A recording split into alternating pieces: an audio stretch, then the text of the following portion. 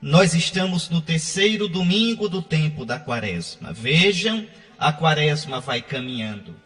E a liturgia da missa deste terceiro domingo começa lá no missal com a antífona de entrada, só para que você entenda. A antífona de entrada é a frase que tem no início de cada missa no missal. Vocês podem perguntar, mas por que a gente nunca escuta esta antífona de entrada? É porque a gente substitui por um canto de entrada. Mas quando a missa é rezada em latim, sobretudo nos mosteiros, canta-se esta antífona de entrada. O canto que a gente canta substitui a antífona de entrada.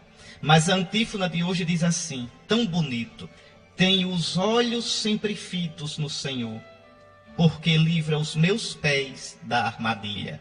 Então, quem coloca os olhos no Senhor, anda com os pés na direção correta.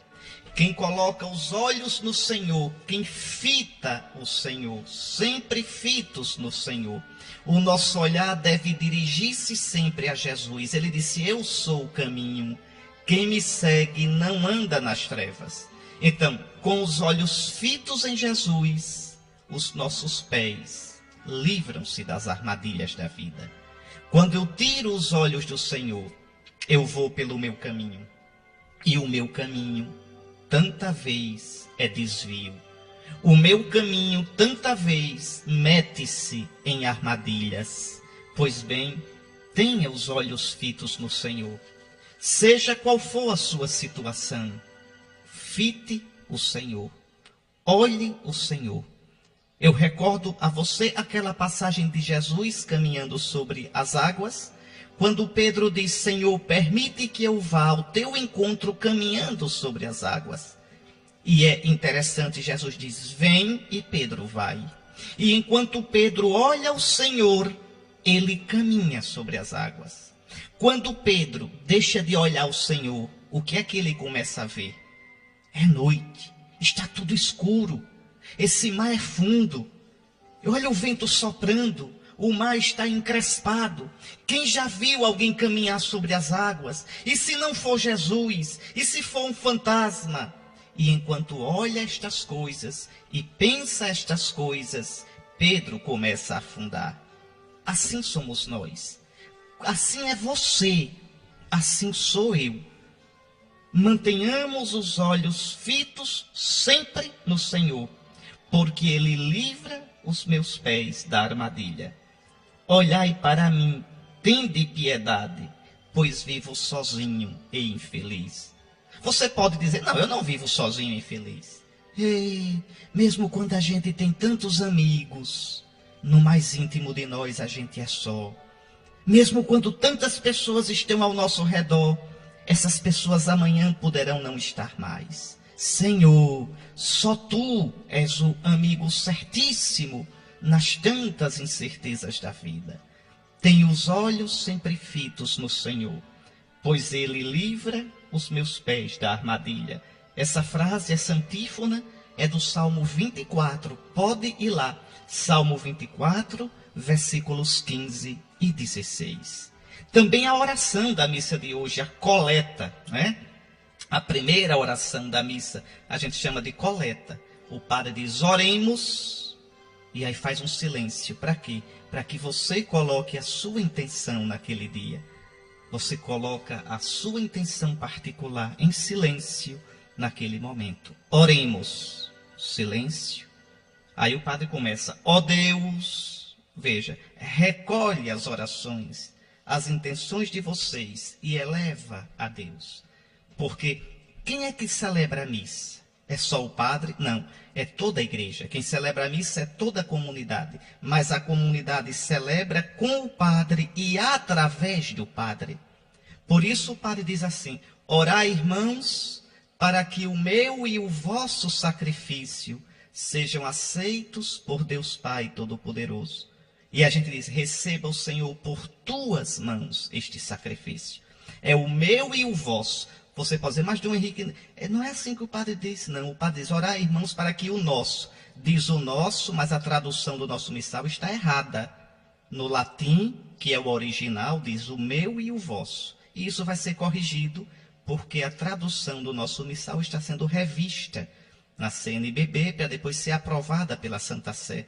Então, muitas coisinhas que foram traduzidas de modo assim muito largo, muito impreciso, aos pouquinhos vai ser corrigido. Então, orai, irmãos, para que o meu e o vosso sacrifício, o meu como sacerdote, o meu como configurado no sacramento da ordem a Cristo cabeça, e o vosso como membros do corpo de Cristo pelo batismo. Por isso o padre diz, oremos, cala-se, espera que toda a comunidade em silêncio coloque sua intenção, e então ele faz a coleta, ele recolhe as intenções e eleva a Deus. Então é muito interessante a coleta da missa de hoje. Olhe, ó Deus, fonte de toda misericórdia e de toda bondade, vós nos indicastes o jejum, a esmola e a oração como remédio contra o pecado. Estão vendo? Desde o começo da quaresma que eu venho dizendo aqui a vocês, a oração, o jejum e a esmola são as armas do combate quaresmal. A liturgia diz remédio contra o pecado, o meu pecado, o seu pecado. E aí então pede, acolhei esta confissão da nossa fraqueza. No terceiro domingo da quaresma, se você ainda não viu que é pecador, então está cego. Já está no tempo. Essas 3 semanas, 2 semanas e meia já, estamos entrando na terceira, a gente entrar na gente e ver nosso pecado, ver nossas infidelidades. Então acolhei, Senhor, esta confissão da nossa fraqueza, para que, humilhados pela consciência de nossas faltas, somos pecadores, Senhor. Por isso a igreja se cobriu de cinzas na quarta-feira de cinzas. No início da quaresma, reconhecemos que somos pecadores e nos humilhamos por isso, porque não correspondemos, Senhor, ao vosso amor. Não somos aquilo que vós amorosamente esperais de nós. Humilhados pela consciência de nossas faltas, nós sejamos confortados pela vossa misericórdia. Porque se ficássemos somente olhando nossas faltas, cairíamos no desespero. Mas olhando a vossa misericórdia, Senhor, nós nos enchemos de ânimo para continuar no caminho da vida. Meus irmãos, veja que a leitura de hoje está falando sobre água, que é o tema deste domingo. Observe como a igreja é uma mestra. No primeiro domingo da quaresma, escutamos o evangelho das tentações. Cristo fez a quaresma dele, passou 40 dias no deserto, sustentado pelo Espírito Santo, combatendo Satanás. E assim Cristo nos ensinou a entrar na quaresma e a fazer nosso combate. Se com ele combatemos, certamente com ele haveremos de vencer. Muito bem. No segundo domingo, domingo passado, escutamos o evangelho da transfiguração. Jesus aparecia sobre o monte transfigurado, em glória, para mostrar qual é o objetivo da quaresma. Se eu combater com Jesus, eu serei glorificado com ele na Páscoa deste ano e um dia na Páscoa eterna por toda a eternidade. E apareceram Moisés e Elias, a lei e os profetas, dando testemunho de Jesus. Hoje, nós escutaremos o evangelho da samaritana. A samaritana que vem buscar água no poço e Jesus promete uma água melhor. Vamos entender direitinho isso. São catequeses, olha, esses evangelhos desses domingos todinhos, são catequeses que a igreja antiga usava no tempo da quaresma todinho. Você pensa, os primeiros cristãos escutavam esses evangelhos no tempo da quaresma. É uma bênção de Deus. Então lembre da água da samaritana e já vamos escutando falar sobre a água nessa primeira leitura. Então, vamos lá pegar a primeira leitura, Êxodo 17, 3 a 7. Vamos acompanhar. Naqueles dias, o povo sedento de água murmurava contra Moisés. O povo estava no deserto, sente sede.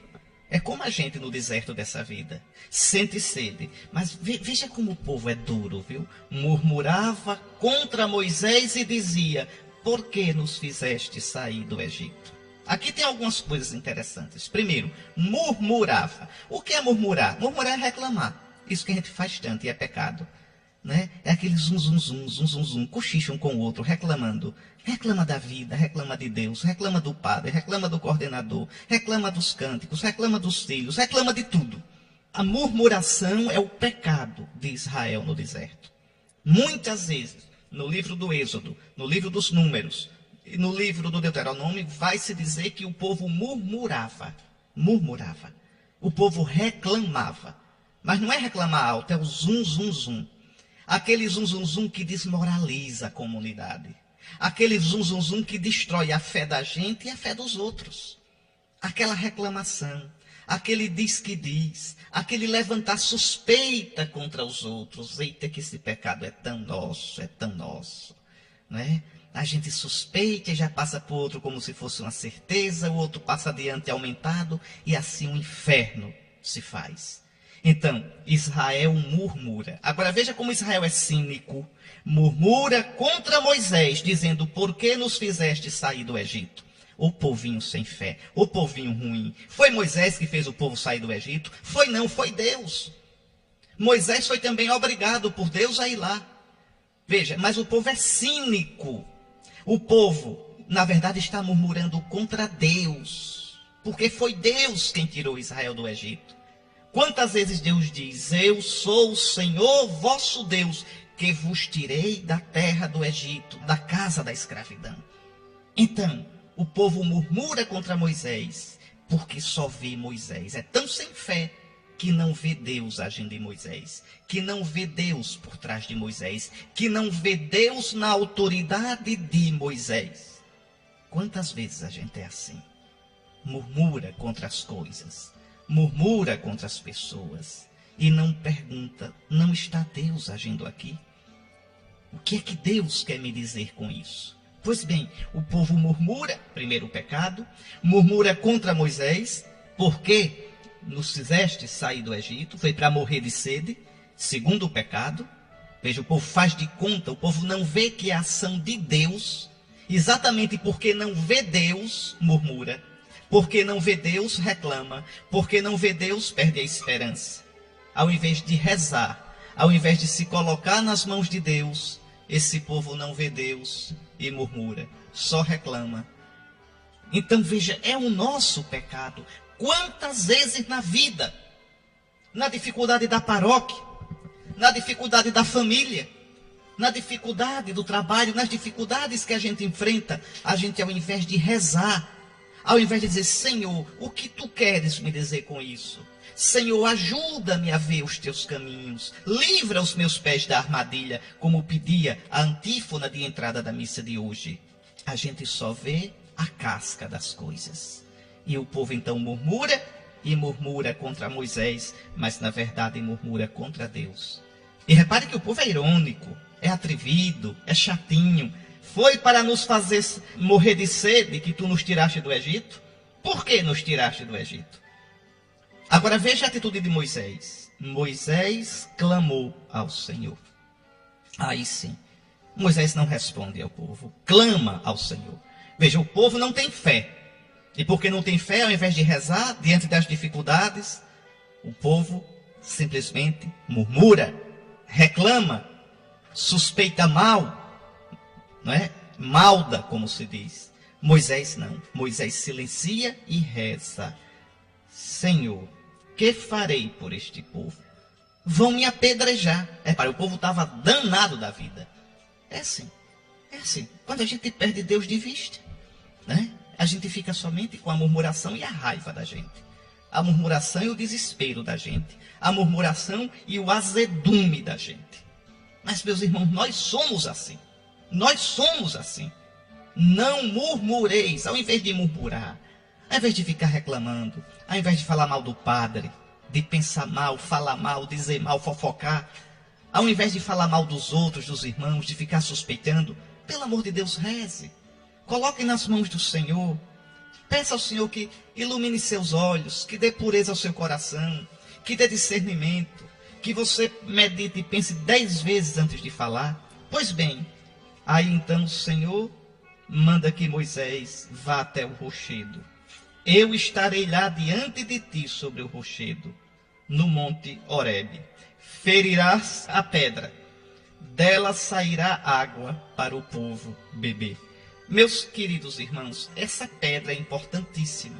Veja, Moisés fere a pedra e a água sai da pedra ferida. Essa pedra é uma profecia. Essa pedra é uma imagem. Que pedra é essa? Quem é essa pedra? A pedra é Cristo Jesus. Você pode olhar em João 19. Quando Jesus morre, o centurião vai e fere o lado de Cristo. E do lado de Cristo sai água, sangue e água. É interessante que antes de Cristo, os rabinos, quando explicavam essa passagem, diziam que daquela pedra saiu sangue e água. Na Bíblia diz que saiu só água, mas os rabinos diziam, saiu sangue e água. Sangue da dor de Deus pela murmuração do povo, e água pela sua misericórdia, que deu de beber o povo. Pois bem, de Cristo sai sangue e água. O sangue e a água que sacia o novo povo, o novo Israel, que somos nós, no deserto desse mundo. Então, do lado do coração ferido de Cristo, sai a água e o sangue que nos saciam. São Paulo diz isso. Está lá na primeira carta aos Coríntios, no capítulo 10, versículo 3. 1 aos Coríntios 10, 3. Todos comeram o mesmo alimento espiritual, e todos beberam a mesma bebida espiritual, pois bebiam de uma rocha espiritual que os acompanhava, e essa rocha era Cristo. Que coisa mais bonita. Porque os rabinos também diziam que a partir daí essa rocha acompanhava Israel. Quando Israel acampava, no outro dia a rocha estava lá, dando água. Então São Paulo vê aí nessa explicação dos rabinos um mistério, uma profecia. Essa rocha que acompanha Israel no deserto dando água é Cristo, é a imagem de Cristo. Cristo que acompanha o seu povo, a sua igreja, no deserto desse mundo. E já são 20 séculos, vamos para 21 séculos de caminho. E Cristo dá água de beber ao seu povo. Essa água, eu vou logo dizer a vocês o que é, tá certo? A água é símbolo do Espírito Santo. Então, Cristo ressuscitado vai dar à sua igreja, pelos sacramentos, os 7 sacramentos, Cristo ressuscitado dá o Espírito Santo. Ele vai dizer, se alguém tem sede, venha a mim e beba. Está lá no capítulo 7 do Evangelho de São João. Se alguém tem sede, venha a mim e beba, porque está escrito, do seu seio sairão rios de água viva. Que coisa mais linda. São Paulo mesmo diz aqui, sem medo, 1 aos Coríntios 10, 4. Bebiam de uma rocha espiritual, quer dizer, uma rocha no Espírito Santo, que os acompanhava, e essa rocha era Cristo. Cristo que não nos deixa nunca morrer de sede nesse caminho da vida. Mas veja como termina a leitura. Moisés deu àquele lugar o nome de Massa e Meriba. Massa quer dizer provocação. Meriba quer dizer discussão. Naquele dia o povo discutiu com Deus. Naquele dia o povo arengou com Deus. E qual era a disputa? Qual era a arenga? Uma pergunta triste que o povo fazia a Deus, provocando: o Senhor está ou não está no meio de nós? Quantas vezes a gente faz essa pergunta? O Senhor está ou não está com a sua igreja? O Senhor está ou não está na minha vida? O povo teimoso, o povo sem fé, o povo de memória curta, de coração velhaco, o povo da cabeça dura. Vocês vejam, Deus tirou Israel do Egito, Deus mandou 10 pragas contra o Egito, Deus abriu o Mar Vermelho, e o povo ainda pergunta: o Senhor está ou não está no nosso meio? Diante de cada dificuldade nova, Israel esquecia de tudo que Deus fez e começava a murmurar. Israel reclamava, colocava Deus à prova, até chegar ao ponto, vocês leem o livro do Êxodo, que é o livro bom para ler nessa época, Êxodo, Números, Deuteronômio, até chegar ao ponto que Deus diz: basta, basta, basta, basta. É a última vez que esse povo me prova, acabou-se. Volta para o deserto, vai passar 40 anos lá, até aprender. Essa geração todinha vai morrer, 40 anos quer dizer uma geração, vão morrer todos. Até Moisés morreu antes de entrar na Terra Santa.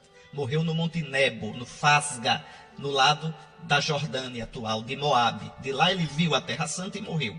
Pois bem, nenhum desses que torraram a minha paciência, nenhum desses que duvidaram de mim o tempo todo, vai entrar na Terra Prometida. Pronto, 40 anos o povo passou por causa disso. A gente precisa pedir perdão a nosso Senhor, porque tantas vezes no deserto da vida a gente duvida. Tantas vezes, depois de ter tantas vezes experimentado a presença de Deus na vida da gente. Porque você que está me ouvindo, olhe direitinho a sua vida. Lembre direitinho dos momentos difíceis do seu passado. Quantas vezes na sua vida você experimentou a presença consoladora de Deus? Deus que segurou você pela mão. Deus que, quando não acalmou a tempestade, fortificou você para suportá-la. Deus que, quando não acalmou o vento nem as torrentes, segurou firme a casa da sua vida para você não desabar. Deus que, quando você caiu, Ele lhe deu ânimo e levantou você. Então, como é que a gente ainda pergunta, Deus está ou não está no nosso meio? Como é, meus irmãos, que a gente ainda vive em Massa e Meriba? Por isso mesmo, na primeira carta aos Coríntios, naquela citação que eu dei para vocês, 1 aos Coríntios 10, 3, São Paulo termina dizendo no versículo 5, apesar disso, a maioria deles não agradou a Deus, pois caíram mortos no deserto. Ora, esses fatos aconteceram para nos servir de exemplo, a fim de que não cobicemos coisas más como eles cobiçaram. Não vos torneis idólatras como alguns dentre eles se tornaram. Nem nos entreguemos à fornicação como alguns deles se entregaram. Aqui está. Não murmureis como alguns deles murmuraram, de modo que pereceram pelo exterminador.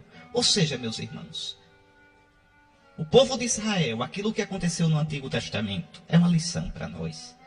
Para que a gente se previna, para que a gente não caia onde Israel caiu.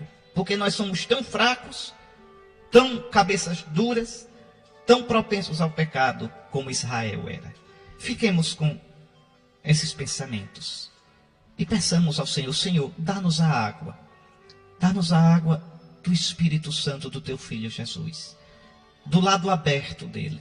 Sai continuamente, ele no céu, com o seu lado aberto, continuamente derrama a água do Santo Espírito sobre a tua igreja, sobre o teu povo santo. Senhor, dá-nos desta água e dá-nos a graça de reconhecer esta água e de sermos dóceis a este Santo Espírito.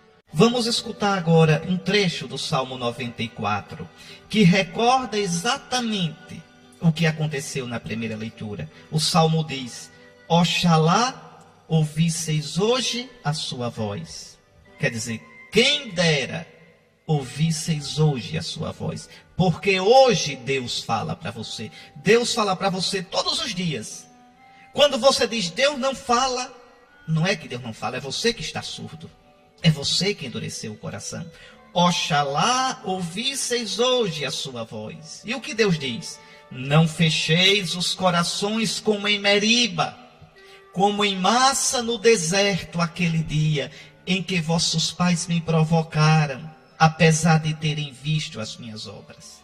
Qual foi a provocação? Qual foi a discussão do povo com Deus? Deus está ou não está com a gente? Deus está ou não está na minha vida? Deus está ou não está no nosso meio? Não façais isso.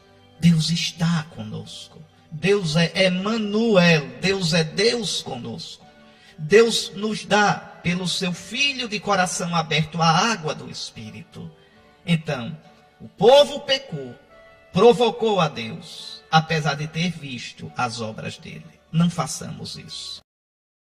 Vamos agora para a segunda leitura da missa de hoje. Lembre que eu disse, nesse terceiro domingo da quaresma do ano A ideia central é Cristo ressuscitado, que nos dá a água, e essa água é o Espírito Santo. Você pode dizer, mas Dom Henrique, por que já está falando em Cristo ressuscitado e em Espírito Santo? É porque lembre que a quaresma é tempo de preparação para o batismo. Na igreja antiga, os catecúmenos, os que estavam se preparando para o batismo, durante a quaresma, tinham o arremate a finalização da preparação. Preparavam-se durante 1 ano, 2 anos, 3 anos. Então, veja, o combate espiritual, primeiro domingo da quaresma. Cristo transfigurado nos transfigura, segundo domingo da quaresma. E agora Cristo que no batismo vai nos dar a água do Espírito Santo. Eu já disse tanto para vocês que não existe batismo nas águas no cristianismo. Não existe batismo nas águas, só existe batismo no Espírito. Já disse a você, a gente é batizado com água, não nas águas. E aquela água é símbolo do Espírito. Na noite da Páscoa, o padre vai aspergir a gente com água. E a gente vai renovar as promessas do batismo da gente. Por quê? Porque ser batizado é mergulhar na morte e na ressurreição de Jesus. Meus irmãos, essa leitura é importantíssima. Eu quero colocar 5 pontos para você. Tá certo? 5. Se você quiser, pegue a sua Bíblia, vá. Romanos 5. Vamos lá, capítulo 5, começando do versículo 1. 5 pontos para você eu vou colocar. Primeiro, olha o que São Paulo diz. Irmãos, justificados pela fé, estamos em paz com Deus pela mediação do Senhor nosso Jesus Cristo. Isso eu já expliquei a vocês nesse ano, há uns 3 ou 4 domingos atrás. O que é ser justificado? É ser amigo de Deus. É ser considerado justo por Deus. Justo é o amigo de Deus. José, o esposo de Maria, era um homem justo. Quer dizer, era um amigo de Deus. E como é que nós somos justificados? Eu já expliquei a vocês, pela fé. Crendo em Jesus, eu me torno agradável a Deus. É pela fé em Jesus.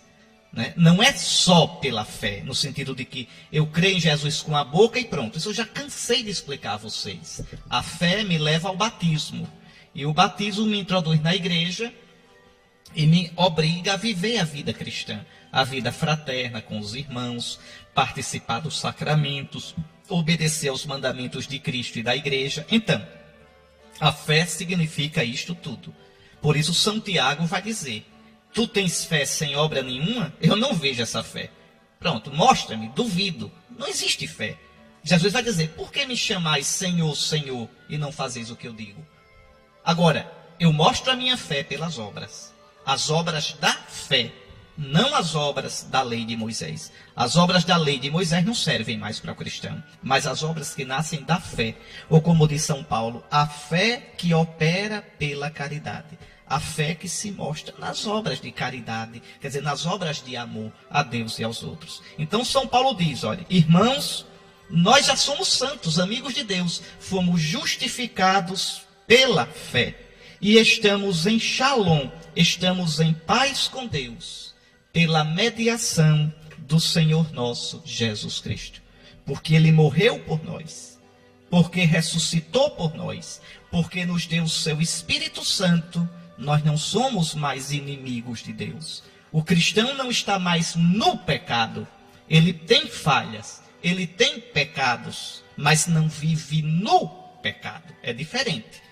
É diferente viver no pecado, dizer a vida é minha e eu faço como eu quero. Esse vive no pecado, esse é homem carnal. Outra coisa é viver em Cristo, deixar-se guiar pelo Espírito de Cristo e apesar disso, ter suas debilidades e lutar contra elas. Dizer, Senhor, me perdoe. Senhor, eu quero ser teu amigo. Senhor, eu te sigo. Infelizmente, pela minha fraqueza, pela minha concupiscência, quer dizer, por aquele desequilíbrio interior que nós temos, todos nós temos, eu caio, Senhor, mas ajuda-me. Esse não vive no pecado, apesar de ter pecados. Procura o sacramento da confissão, se ergue, luta contra o seu pecado. Então, irmãos, nós estamos justificados pela fé em Jesus, e por isso estamos em paz com Deus. Jesus diz, eu vos deixo a paz, dou-vos a minha paz. E depois de ressuscitado ele diz, paz a vós. Estamos em paz com Deus pela mediação de nosso Senhor Jesus Cristo. É por Jesus que a gente tem o perdão. É por Jesus que a gente tem a justificação. Então esse é o primeiro ponto. O segundo ponto, veja, por Jesus tivemos acesso pela fé a esta graça, na qual estamos firmes e nos gloriamos na esperança da glória de Deus. O cristão foi batizado em Cristo pela fé, receber o Espírito de Cristo, o Espírito de glória, o Espírito que nos transfigura, e o cristão já vive na esperança da glória de Deus. O cristão sabe que já tem nele a vida de Cristo. Essa vida de Cristo é o Espírito Santo. Já tem nele a vida eterna, a vida do céu. Essa vida do céu é o Espírito Santo, que nos é dada na água do batismo, no óleo da crisma, no Cristo, no seu corpo e sangue cheio do Espírito Santo, quando o Padre impõe as mãos sobre nós na confissão para o perdão dos pecados, dando o Espírito Santo. Então, em cada sacramento, nós mantemos firme, nos gloriamos na esperança da glória de Deus. E a esperança não decepciona. Não, porque essa esperança aqui é esperar Deus de Deus.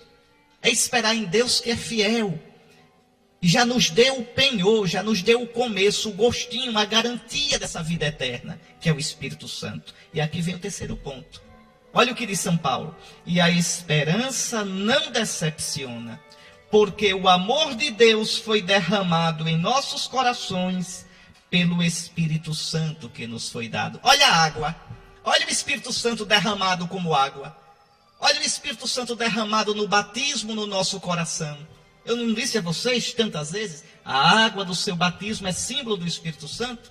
Então o Espírito foi derramado em nossos corações. Espírito de amor. Espírito que é o amor de Deus, que é a caridade que nunca passará. O amor de Deus foi derramado nos nossos corações, pelo Espírito Santo que nos foi dado. Ou seja, esse amor é o próprio Espírito Santo agindo em nós, que cria em nós um homem novo, uma mulher nova, um coração novo, uma vida nova. Está aí, meus irmãos. É essa água que Cristo nos dá. Dá-nos, Senhor, dessa água. Dá-nos sempre dessa água. Porque quem bebe das águas do mundo tem sede ainda. Vá, beba da água do prazer até se espatifar e você vai continuar com sede. Beba da água do poder, do dinheiro, dos amigos poderosos, da fama, do sucesso, do corpo malhado, da saúde, da inteligência. Tudo isso não sacia sua sede. Senhor, dá-nos de beber da água que só tu tens, que sai do teu lado aberto, que sai do teu coração. Esta água é o Espírito Santo, que murmura no nosso coração que Deus é amor e que diz baixinho, vem para o Pai. Essa água, Senhor Jesus, sacia a nossa vida. Eu posso não ter nada, mas se tiver desta água, eu nunca terei sede. Jesus diz, quem vem a mim, nunca mais terá sede. Aqui está, meus irmãos. Bom, quarto ponto. São Paulo diz, com efeito, quando éramos ainda fracos, inimigos de Deus, pecadores, Cristo morreu pelos ímpios no tempo marcado. Que tempo é esse? Na plenitude dos tempos. Quando chegou a plenitude dos tempos, Deus enviou seu Filho. Então, dificilmente alguém morrerá por alguém que preste, por um justo. Por uma pessoa muito boa, talvez alguém se anime a morrer. Pois bem, Cristo morreu por nós, quando nós éramos pecadores, quando não valíamos nada. Aqui está o quarto ponto da nossa meditação. Cristo se entregou gratuitamente por nós. O Senhor nos amou primeiro. Não fomos nós que amamos a Deus primeiro. Ele nos amou. Nos amou nos dando Jesus. E derramou no nosso coração o Espírito de amor, o Espírito de Jesus, para que a gente possa amar também. Não amar com o nosso amorzinho, que é frágil, que é limitado, que muitas vezes é um amor carnal, mas amar com o amor de Jesus, amar com o Espírito de Jesus. O amor de Deus foi derramado nos nossos corações, pelo Espírito Santo que nos foi dado. E aí entramos no quinto ponto. São Paulo diz, está aí no versículo 8. Pois bem, a prova de que Deus nos ama é que Cristo morreu por nós quando éramos ainda pecadores. A prova de que Deus nos ama. No Antigo Testamento, Israel perguntou, Deus está ou não conosco? E tentou a Deus. Nós somos o novo Israel. Nós não temos o direito de fazer essa pergunta, porque a gente já teve a prova do amor de Deus. É só olhar a cruz de Cristo. A prova de que Deus nos ama é que Cristo morreu por nós quando éramos ainda pecadores. Aconteça o que acontecer na sua vida, não duvide não do amor de Deus. Não duvide não. Mesmo com um tsunami, com um terremoto, com um maremoto, mesmo que um tsunami na sua vida destrua a sua vida como destruiu tantas vidas no Japão, por favor, nessas horas, na maior escuridão, não peça prova a Deus de que Ele ama você não, porque Ele já deu a prova. Olha a cruz de Cristo. Naquela cruz está o terremoto. Naquela cruz, nos ombros do meu Jesus, está o tsunami. Na cabeça pendida de Jesus, está a dor de tantos de nós. No lado rasgado de Jesus, estão os rasgões que a vida provoca no nosso coração. Estão lá esses rasgões. Deus, no seu Filho, silenciosamente, duramente, tomou toda a dor do mundo nas suas mãos, nos seus ombros, no seu coração. Como diz lá Frei Inácio Larrañaga num dos seus livros: Senhor, Senhor, Tu me levaste com amor a minha vida toda. Tu juraste que me amavas. E quando chegou a hora, Senhor, a Tua hora, Tu não me amaste mais com promessa, nem me amaste mais com palavras. Me amaste no silêncio daquela cruz dura, daqueles cravos pontiagudos e naquelas gotas rubras de sangue. Está aí, meus irmãos. Por isso São Paulo diz: a prova de que Deus nos ama é que Cristo morreu por nós quando éramos ainda pecadores. Olhe para a cruz, como diz lá o canto, foi por ti. Olha para a cruz, foi por ti. Ninguém te ama como eu. Pois bem, meus irmãos, morreu por mim e do seu lado saiu a água do Espírito Santo. O seu amor, o amor de Deus foi derramado no nosso coração pelo Espírito que nos foi dado. Ninguém te ama como eu. Meus irmãos, evangelho longo, não é? Mas é belíssimo. Vamos comentar aqui versículo por versículo esse evangelho. Se você quiser tomar sua Bíblia, João 4, versículos 5 ao 42. Vale a pena, porque o evangelho de São João é assim, você tem que entender. João conta um fato da vida de Jesus, mas ele conta sempre com um duplo sentido. Um duplo sentido. Conta o fato e por trás do fato ele quer dizer outra coisa mais profunda. Para João, os fatos revelam a glória de Jesus. Ele mesmo disse lá no prólogo: o verbo se fez carne e habitou entre nós, e nós vimos a sua glória. Então, para quem sabe olhar, para quem sabe contemplar, para quem sabe ver, aparece em cada fato a glória de Jesus. Então vamos lá. Naquele tempo, Jesus chegou a uma cidade da Samaria chamada Sicar, perto do terreno que Jacó tinha dado ao seu filho José. Sicar é a cidade do Antigo Testamento chamada Siquém, certo? Fica bem na espinha da Terra Santa, um pouquinho ao norte, mas bem no meio, na espinha, na região montanhosa. Ali realmente Jacó tinha cavado um poço para dar de beber ao seu povo, à sua família e aos seus animais. Lembrem, Jacó é o pai de todo o povo de Israel. O apelido de Jacó qual era? Você se lembra? Israel. Não é isso? Jacó lutou com o anjo na val do riacho Jaboque, e ali Deus mudou o nome dele de Jacó para Israel. Então, Abraão gerou Isaac, Isaac gerou Jacó, apelido de Jacó, Israel. Israel teve 12 filhos, e dos 12 filhos nasceram as 12 tribos de Israel, o povo de Israel. Então, na época de Jesus, quem vivia ali? Os samaritanos. Eles ainda hoje vivem, viu? Ali. Os samaritanos viviam ali. Os samaritanos não se davam com os judeus. Por quê? É uma pendenga, é uma briga antiga, uma arenga antiga. Deixa eu contar rapidamente só para você saber. No século VI, o povo de Judá foi para o exílio. E antes do povo de Judá, o povo do Reino do Norte, do Reino de Israel, foi para o exílio. Em 722, no século VIII. Então foi todo mundo para o exílio. E quem ocupou aquela área do Reino do Norte, aquela área onde hoje estava Siquém, Sicar, foram pagãos. misturado com os judeus e começaram a adorar outros deuses, misturava, era um sincretismo, como gente que mistura culto afro com catolicismo, que não pode, um cristão nunca pisa num culto afro, não pode. Pois bem, mas misturava. Então, os judeus verdadeiros não aceitavam isso. Os judeus de Jerusalém, os judeus do sul, não aceitavam essa mistura, esse sincretismo desses judeus samaritanos. Tanto que quando os judeus voltaram do exílio de Babilônia e foram reconstruir o templo, os samaritanos vieram com dinheiro, fizeram uma coleta e vieram para ajudar. Os judeus disseram, não, senhores, o dinheiro de vocês a gente não quer, porque vocês misturam religião. Vocês misturam o culto do Deus verdadeiro com o culto dos ídolos. Está vendo que não pode? E não aceitaram. Os samaritanos, com raiva, fizeram um templo rival para competir com o templo de Jerusalém no Monte Garizim. Então era uma briga danada. Os judeus adoravam a Deus em Jerusalém, no templo de Jerusalém. Tudo direitinho como Deus mandou. Os samaritanos, que misturavam o judaísmo, a religião judaica, com cultos pagãos, adoravam a Deus de modo troncho no Monte Garizim. É por isso que quando um judeu passava da Galiléia, que ficava no norte, para a Judéia, que ficava no sul, tinha que passar pela Samaria, no centro. Quando passava, os samaritanos prejudicavam a viagem deles.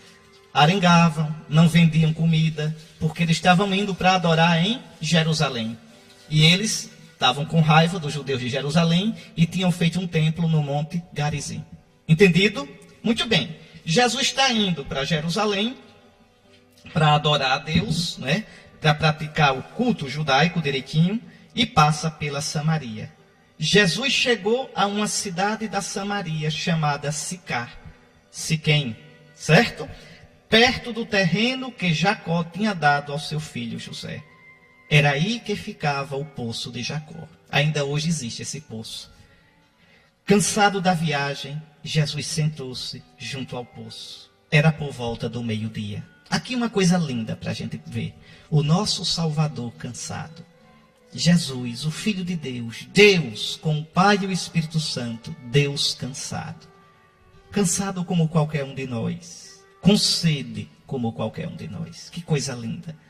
Ele sendo rico se fez pobre para nos enriquecer com a sua pobreza.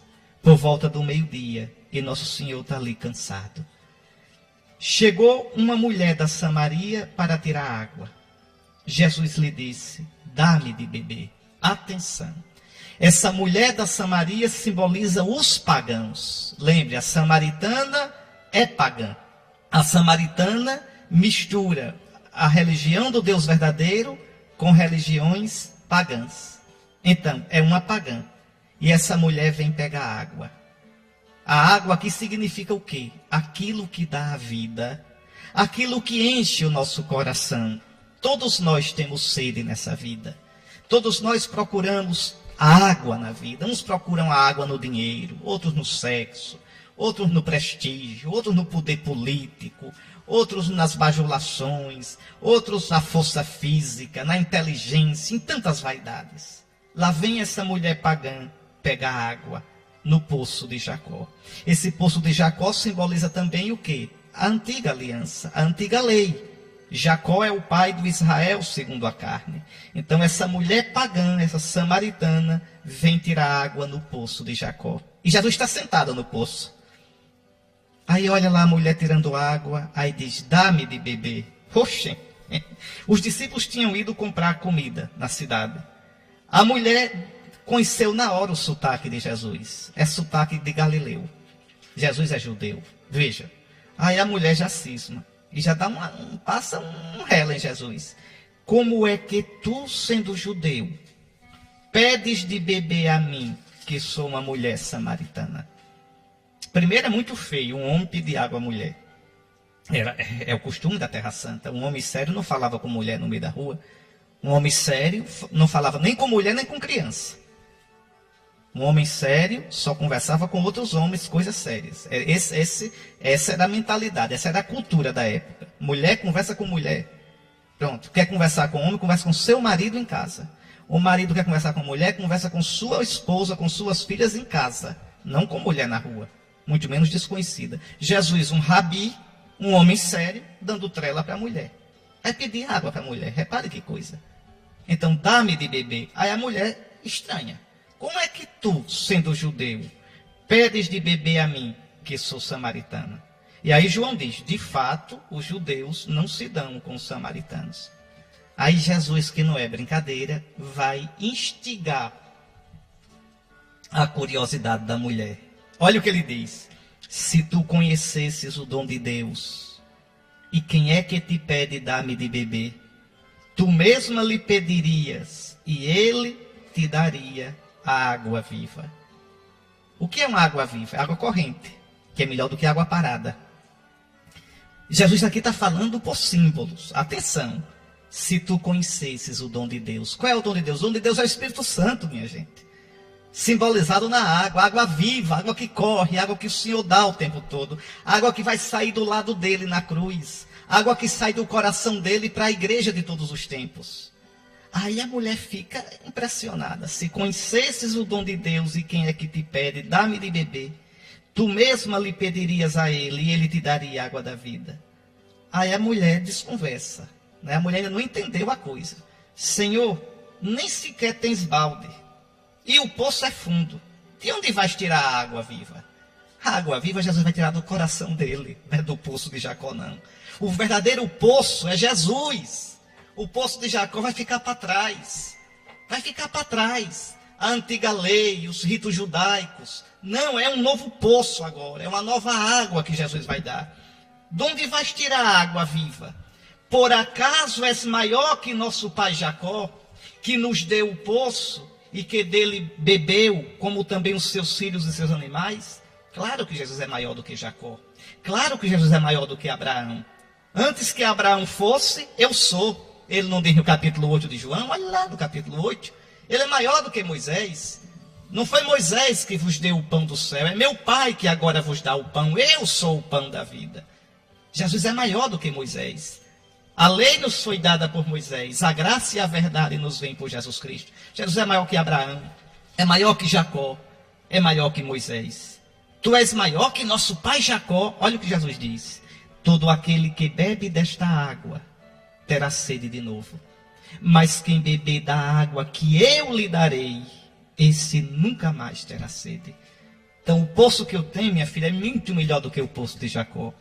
É o poço do coração dele. Poço bendito. Poço sem fundo. Poço infinito. Poço do qual jorra a água da vida eterna, que é o Espírito Santo. Poço da pia batismal, na qual os catecúmenos são batizados, na qual você foi batizado e recebeu o Espírito Santo.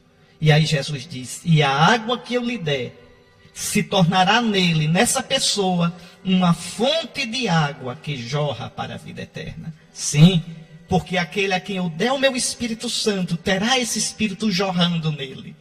Jorrará nas boas obras, jorrará no amor a Deus, jorrará numa vida santa, jorrará em obras de caridade.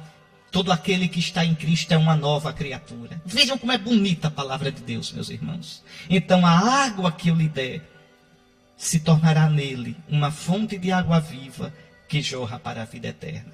No capítulo 7, nós estamos no capítulo 4 de João. No capítulo 7, Jesus vai dizer, se alguém tem sede, venha a mim e beba, porque do meu seio correrão rios de água viva. E João diz, ele estava falando do Espírito Santo, que iria receber os que acreditassem nele. Bom, diante disso a mulher se espanta. A mulher ainda não entendeu. Aí ela diz, Senhor, dá-me dessa água, para que eu não tenha mais sede, nem tenha de vir para tirar água aqui nesse poço. Ah, Senhor, dá-nos do teu Espírito Santo, para que a gente não vá mendigar na riqueza, na bajulação dos grandes do mundo, não vá mendigar na ganância, nem tanta ilusão que não mata a sede da gente. Senhor, Senhor, dá-nos a água do teu Espírito, que sacia nosso coração, que aquieta nossos desejos, que nos dá a verdadeira paz. Dá-me, Senhor, da água que tu tens, dessa água viva que é o teu Espírito Santo, dessa água que corre do teu coração, e brota da pia batismal da tua santa igreja, nossa mãe católica. Dá-me desta água, para que eu não tenha mais sede, para que eu sacie de verdade minha sede de paz, minha sede de vida, minha sede de felicidade, de sentido da existência, minha sede de eternidade. A mulher pede a água. Então, sem saber, veja, atenção, João joga sempre com dois sentidos. Então, é uma pagã pedindo o batismo. É uma pagã que quer a vida. Uma pagã que quer encontrar de verdade o sentido para a sua vida, a vida verdadeira. Aí Jesus vai dar checkmate na coitada da mulher. Disse-lhe Jesus, vai chamar teu marido e volta aqui. A mulher respondeu, eu não tenho marido. Jesus disse, disseste bem que não tens marido, pois tiveste 5 maridos e o que tens agora não é o teu marido. Nisto falaste a verdade. Por que essa história de marido aqui, hein? Entenda, é que essa mulher representa os samaritanos que são pagãos, que se prostituem com os ídolos. Israel só tem um marido, o Deus verdadeiro. Os samaritanos têm ídolos, têm vários deuses. Então Jesus quer mostrar o pecado dos samaritanos. Vai chamar teu marido. Teu marido não é o Deus verdadeiro.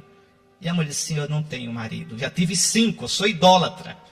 É isso que significa. Quantos maridos o seu coração tem?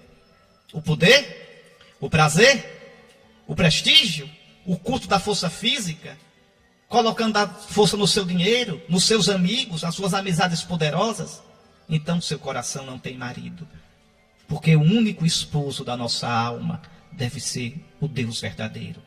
Aí Jesus diz, tu disseste a verdade. Tu já tiveste 5 e este também não é teu marido. Nisto falaste a verdade. Jesus desarma a mulher. Então Jesus aqui condena o paganismo. Jesus aqui está condenando a idolatria. Como é que você pode adorar o Deus verdadeiro e acreditar em orixá? Hein? E fazer ebó para Iemanjá? E para não sei quem, não sei quem. Como é que você pode dizer que acredita no Deus verdadeiro, mas vai ler mão, vai consultar horóscopo? Então tu também não tens marido. Ou seja, tu és infiel, tu és idólatra. Tu te prostituis aos ídolos e às crendices e traz o Deus único e verdadeiro. A mulher disse a Jesus, Senhor, vejo que és um profeta. E por que a mulher diz isso? Porque os samaritanos também esperavam o Messias. Só que o Messias do samaritano é diferente do dos judeus. Os judeus esperavam o Messias que não é descendente de Davi, não é rei, mas o Messias que dizia as coisas, revelava as coisas. Aí, como Jesus revelou que a mulher não tinha marido, que já teve 5, a mulher diz, esse homem é o Messias, que ele sabe dizer as coisas. Veja, eu vejo que és um profeta. Então, já que tu és um profeta, Jesus, eu quero tirar uma dúvida. Ela aproveite. Os nossos pais adoraram neste monte, no Monte Garizim. Mas vós, judeus, dizeis que em Jerusalém é que se deve adorar. Quem é que tem razão? A mulher agora quer saber. Aí Jesus diz, acredita-me, mulher. Está chegando a hora em que nem neste monte, nem em Jerusalém, adorareis o Pai.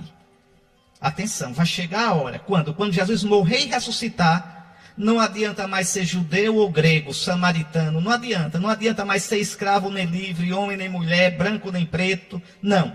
Interessa crer em Jesus, receber o batismo no Espírito Santo e adorar em Jesus. Jesus será o verdadeiro templo. Destruir este templo e em 3 dias eu vou erguer o templo do meu corpo. O meu corpo é o verdadeiro templo. Então nem mais em Jerusalém, nem no Monte Garizim, mas em mim, na força do meu Espírito Santo, em espírito e verdade. Repare como é bonito o Evangelho. Quem recebe o Espírito de Cristo no batismo, quem bebe da água desse poço que é o coração de Cristo, adorará o Pai em espírito e verdade, no Espírito Santo. Por isso Jesus diz, acredita-me, mulher, está chegando a hora, é quando ele morrer e ressuscitar, em que nem neste monte, Garizim, nem em Jerusalém, adorareis o Pai. Mas aí Jesus diz uma coisa, veja o ecumenismo de Jesus, é na verdade. Olha o que Jesus diz, vós, samaritanos, adorais o que não conheceis, vós estáis errados. Nós, judeus, adoramos o que conhecemos, pois a salvação vem dos judeus. Certíssimo, certíssimo. Jesus não engana. Jesus é delicado, é respeitoso, é caridoso, mas diz a verdade.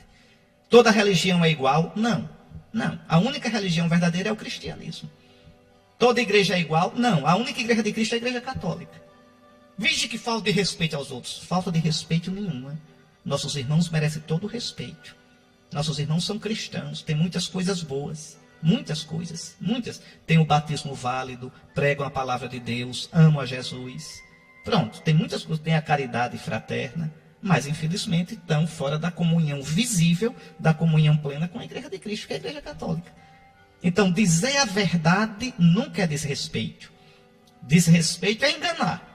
O desrespeito é violentar a consciência dos outros. A gente deve ter respeito, caridade, carinho para com os outros, mas nunca esconder a verdade. Jesus diz à samaritana: vós, minha filha, vós samaritanos, adorais o que não conheceis. Nós adoramos o que conhecemos. Nós adoramos o Deus verdadeiro. Pois a salvação, minha filha, vem dos judeus. Pronto. E a salvação é Jesus. Acabou-se a festa. Mas está chegando a hora. E é agora que eu estou anunciando isso a você. Em que os verdadeiros adoradores adorarão o Pai em espírito e verdade. Porque não vão adorar mais no Monte Garizim, nem vão adorar mais em Jerusalém. Adorarão em mim. Eu sou o verdadeiro templo. Quando eu morrer, quando os judeus destruírem o templo que sou eu, veja, o meu corpo, eu reconstruirei na força do Espírito Santo esse templo. Ele falava do templo do seu corpo. É no meu corpo. Quem é o corpo de Cristo, hein? A igreja. A igreja. Pelo batismo eu entro no corpo de Cristo. Então, no meu corpo, que é o verdadeiro templo, igreja santa, templo do Senhor, glória a ti, igreja santa, cidade dos cristãos. Então, adorareis o Pai em espírito e verdade. De fato, esses são os adoradores que o Pai procura. Deus é espírito, quer dizer, Deus é força, é energia, é ruá. E aqueles que o adoram devem adorá-lo no espírito e na verdade. Devem deixar-se levar pela força, pelo Espírito de Deus. Aí a mulher se desmonta todinha, coitada. Ela diz: sei que o Messias vai chegar. Quando ele vier, vai nos fazer conhecer todas as coisas. E aí Jesus se revela: sou eu que falo contigo. Esse sou eu, no Evangelho de João, é importantíssimo. Várias vezes Jesus diz: sou eu, eu sou. Não é? Eu sou, ego eimi, eu sou. É o nome que Deus revelou a Moisés. Qual o teu nome? Moisés perguntou. Está lá no livro do Êxodo. Deus diz: eu sou. Então Jesus está se revelando como Deus. Jesus está se revelando como Messias. Aí, veja, Jesus diz: eu sou. Sou eu que estou falando contigo. Eu sou o Messias. Nesse momento chegaram os discípulos. E ficaram admirados de ver Jesus falando com a mulher. O que é que o nosso mestre, o homem sério, está falando com uma mulher sozinho? E uma mulher pagã, uma samaritana. Veja, que negócio, que escândalo é esse? Jesus não está vendo que ele está se expondo ao ridículo, ao escândalo, a uma falta de respeito? Mas ninguém ousa perguntar a Jesus. Ninguém perguntou o que desejas ou por que falas com ela. Não, os apóstolos tinham medo de perguntar. Então a mulher deixou o seu cântaro e foi à cidade dizendo ao povo: vinde ver um homem que me disse tudo o que eu fiz. Será que ele não é o Cristo? Será que ele não é o Messias? O povo saiu da cidade e foi ao encontro de Jesus. Aqui é bonito. Os samaritanos, que são pagãos, saem da cidade e vão à procura de Jesus. Também a gente deve sair da gente e procurar Jesus. Nessa quaresma, vamos sair do nosso pecado. Vamos sair das nossas seguranças, dos nossos velhos vícios e ir ao encontro de Jesus. Enquanto isso, os discípulos insistiam com Jesus: mestre, come. Jesus, porém, disse-lhes: eu tenho um alimento para comer que vós não conheceis. Qual é o alimento que Jesus tem? Ele está cheio agora, não está de pança cheia. Está de coração cheio porque conquistou a mulher. Conquistou os samaritanos. Está vendo? Conquistou os pagãos. Aqui Jesus está profetizando o que ele vai fazer depois da ressurreição. Converter os pagãos. Eu tenho alimento para comer que vós não conheceis. Aí os discípulos começam a comentar: será que alguém trouxe alguma coisa para ele comer? Veja, a gente foi comprar comida e alguém já trouxe comida para ele, a gente perdeu tempo, trabalho. Os discípulos meio abusados, viu?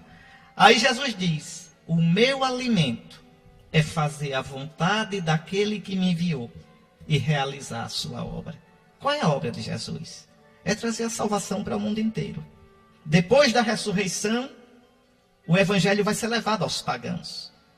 Pode olhar, Atos dos Apóstolos, capítulo 1, versículo 8.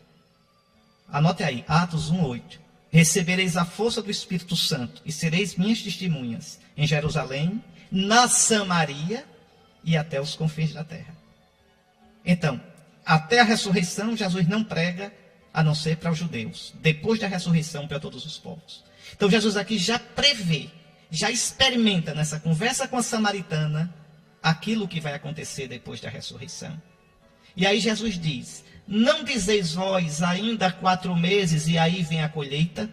Pois eu vos digo, levantai os olhos e vede os campos, eles estão dourados para a colheita. O ceifeiro já está recebendo o salário e recolhe fruto para a vida eterna. O que é que Jesus está querendo dizer? Tá bom, a colheita daqui a 4 meses, ou seja, no futuro, quando eu morrer e ressuscitar. Mas olha aqui, eu já estou colhendo. O fruto já está maduro, ou seja, nessa mulher que eu estou acabando de salvar, nesses samaritanos que estão vindo, saindo da cidade para me encontrar, eu já estou começando a colheita. Levantai os olhos e vede os campos, eles estão dourados para a colheita. E eu que sou o ceifeiro, já estou recebendo o salário e recolhendo fruto para a vida eterna. Veja, Jesus está falando de uma coisa e os apóstolos estão falando de outra. Os apóstolos estão falando da comida ali, Jesus está falando de outro alimento, que é converter os pagãos. Jesus está mandando eles olharem o campo, eles estão olhando ali aqueles trigos, mas não estão entendendo o que Jesus está dizendo. Jesus está falando de outra colheita, a colheita dos pagãos para a vida eterna. E aí Jesus diz: assim o que semeia se alegra junto com o que colhe, pois é verdade o provérbio que diz: um é o que semeia e outro o que colhe. Eu vos enviei para colher aquilo que não trabalhastes. Outros trabalharam e vós entrastes no trabalho deles. O que é que Jesus está dizendo? Eu estou semeando aquilo que depois da minha ressurreição vocês vão colher. Vocês vão colher os pagãos todos na colheita do reino de Deus. Eu estou semeando com a minha pregação, com a minha morte, com a minha ressurreição. Porque se o grão de trigo que cai na terra não morrer, não dá fruto. Mas se morrer, vai dar muito fruto, para que vocês possam colher. Eu semeio na força do meu espírito e vocês vão colher. Estão entendendo? Repare como é bonito. Jesus está falando aqui com alegoria. Jesus está falando aqui numa linguagem figurada. Pois bem, muitos samaritanos daquela cidade abraçaram a fé em Jesus, por causa da palavra da mulher que testemunhava. Ele me disse tudo o que eu fiz. Por isso os samaritanos vieram ao encontro de Jesus e pediram que permanecesse com eles. É danado. Israel, os judeus não vão aceitar Jesus. E os seus chefes vão matá-lo. Os samaritanos, que são pagãos, naquela cidade de Siquém, acolhem Jesus. O que é que João está mostrando aqui? O futuro. Os judeus rejeitaram Jesus e os pagãos abraçaram a fé. Aquela mulher samaritana, prostituta, abraçou a fé. É por isso que Santo Ambrósio chama a igreja de casta meretriz. Santo Ambrósio chama a igreja assim, comentando esse evangelho. Diz: olha, a igreja era assim como essa mulher, pagã. Quem somos nós, sergipanos? Nós, brasileiros? Quem são os cristãos? Aqueles que vieram do paganismo, que éramos idólatras, que tínhamos quantos esposos, quantos maridos, quantos deuses. E agora, porque fomos beber do poço de Jesus, que é a água do batismo, nós nos tornamos castos em Jesus. Então, a igreja dos pagãos, quer dizer, aqueles pagãos que eram pecadores, prostituídos aos deuses, aos ídolos, agora são castos em Cristo. Tem um só Deus, um só esposo, o Deus verdadeiro, o Pai de Jesus, nosso Senhor. Por isso, Santo Ambrósio chama a igreja de casta prostituta. Atenção, era prostituta, hoje é casta. A igreja não é santa e pecadora, ela é só santa. Santa, formada por santos, que somos nós, que infelizmente temos, não somos, temos pecados. Ainda experimentamos a fraqueza em nós. mas a igreja em si foi santificada por Cristo. Então os samaritanos vieram ao encontro de Jesus e pediram que permanecesse com eles. Jesus permaneceu aí 2 dias, não fica lá, de jeito nenhum. E muitos outros creram por causa da sua palavra. E disseram à mulher: já não cremos por causa das tuas palavras, pois nós mesmos ouvimos e sabemos que este é verdadeiramente o Salvador do mundo. É muito bonito, veja. O Evangelho termina com a proclamação de Jesus como Salvador. Este é verdadeiramente o Salvador do mundo. No prefácio da missa, hoje, a liturgia diz assim: ao pedir à samaritana que lhe desse de beber, Jesus lhe dava o dom de crer. E saciada sua sede de fé, lhe acrescentou o fogo do amor, que é o Espírito Santo. Então eu creio, peço o batismo e recebo o Espírito Santo. Por essa razão, vos servem todas as criaturas, com justiça vos louvam os redimidos, e unânimes vos bendizem os vossos santos. Está aí, meus irmãos, como é bonito, uma verdadeira catequese. Então você, deixe os seus ídolos, deixe aquilo que prostitui seu coração e vá para aquele que dá a água verdadeira, a água do Espírito que jorra para a vida eterna. Devemos nos converter a Jesus, o único Deus verdadeiro, o único Salvador. Só a Ele a glória, na igreja hoje e para sempre. Amém. Muito bem, meus irmãos, estamos terminando. Você vê como a palavra de Deus nos alimenta, nos enche de esperança e de vida. É bonito demais a palavra de Deus.